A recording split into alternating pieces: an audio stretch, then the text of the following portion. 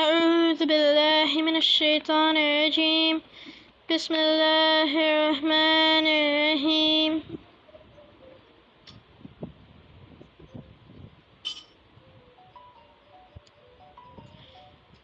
And when they do something shameful, they say, "We have found our fathers doing it, and Allah has bidden us to do so." Allah never bids anything shameful. Do you say about Allah what you do not know? Commentary. Before Islam, one of the many shameful and absurd customs Shaitan had made the people of Arab Jahiliyyah follow was that no one other than the Quraysh could make the tawaf of Kaaba in one's own clothes. Instead of that, the requirement was to borrow a dress from a Qurayshi, otherwise make the tawaf naked.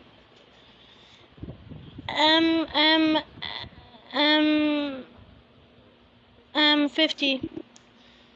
As obvious, the Quraysh could not provide clothes to the whole people of Arabia. Therefore, the consequence was that these people would make the tawaf mostly naked, and men and women both, with women usually doing their tawaf in the darkness of the night.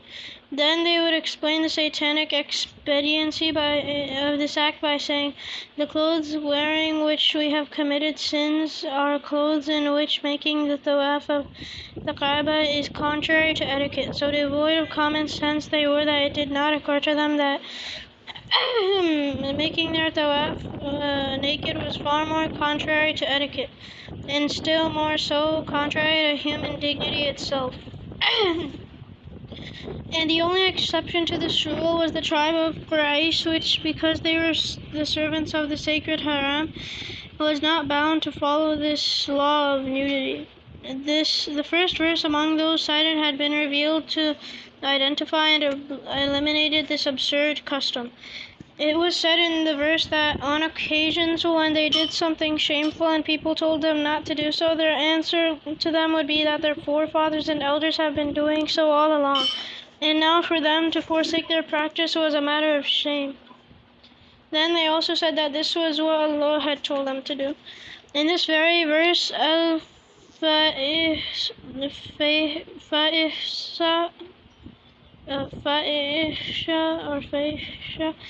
according to most commentators, means this very naked tawaf. Wait, 1 second. According to most commentators, means this very naked tawaf.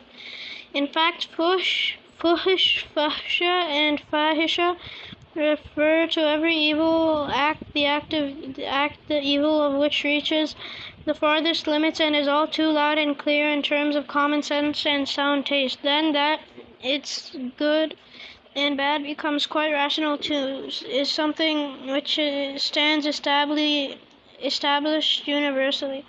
Then comes the two arguments they advance in support of the continuance of this absurd custom.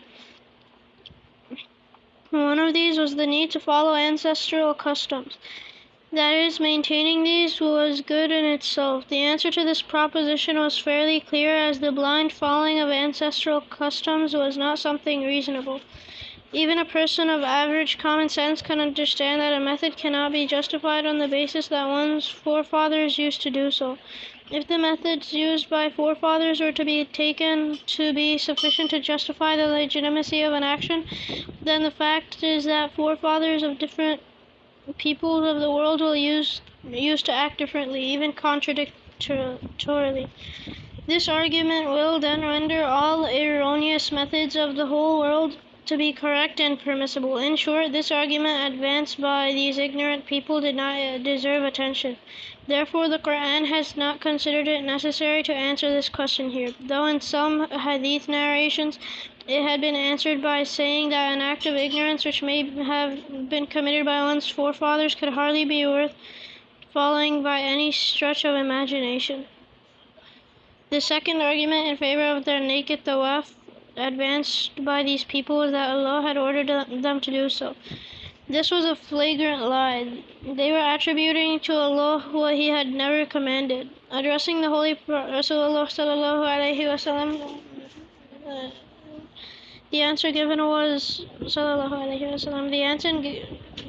The answer given was, Allah never bids anything shameful, because commanding people to do so like that is against His wisdom and counter to His state of being the purest of the pure. Then taken to task with their false and untrue attribution to Allah. They were warned with the words, "Do you say about Allah what you do not know?" It means that they were attributing a falsity to Allah without having an evidence and support, and it is obvious that attributing something to someone without proper investigation and authority is an act of rank effrontery and patent injustice. Then, if done in the case of Allah Ja'ala Sha'nuhu, reporting anything so falsely will be a crime and injustice the magnitude of which cannot be imagined. At this point, let it be understood that the respected Mujtahid Imams, when they deduce, formulate, and describe injunctions which appear in the verses of Quran through ijtihad, that effort does not fall under the purview of this process. The reason is that their deduction is a process which operates under the justification of the very words and meanings of the Quran.